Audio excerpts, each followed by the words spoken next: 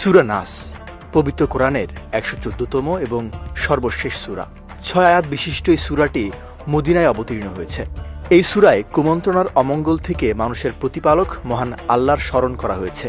এর ১ থেকে ৬ নম্বর পর্যন্ত আয়াতে বলা হয়েছে, বলো আমি স্মরণ নিচ্ছি মানুষের প্রতিপালকের, মানুষের অধীশ্বরের, মানুষের উপাস্যের, তার কুমন্ত্রণার অমঙ্গল হতে, যে সুযোগ মতো আসে ও সুযোগ মতো সরে পড়ে, যে কুমন্ত্রণা দেয় মানুষের অন্তরে, জিন বা মানুষের মধ্য থেকে। অমঙ্গল থেকে আল্লাহর কাছে আশ্রয় চাওয়াই হলো এই সূরার মূল বক্তব্য। সূরাটির প্রথম ৩ আয়াতে আল্লাহর বিশেষ কিছু পরিচয় দিয়ে তার কাছে আশ্রয় চাওয়া হয়েছে।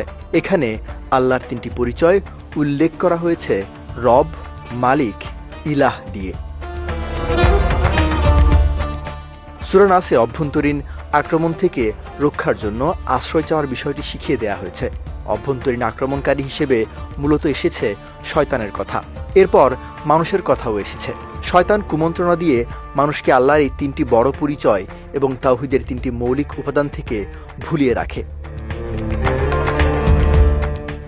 সূরা নাসের ৪র্থ আয়াতে বোঝানো হয়েছে শয়তানের আক্রমণ হলো বারবার কুমন্ত্রণা দেয়া। ৫ম আয়াতে আল্লাহ বলেছেন সে সুযোগ মতো আসে ও সরে পড়ে, সে কুমন্ত্রণা দেয় মানুষের অন্তরে।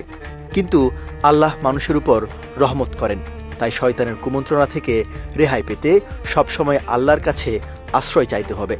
শেষ আয়াতে মহান আল্লাহ শয়তানের কাছ থেকে পানাহ চাওয়ার মাধ্যমে মানুষকে তার শত্রুর সঙ্গে মোকাবিলা করার শিক্ষা দিয়েছেন।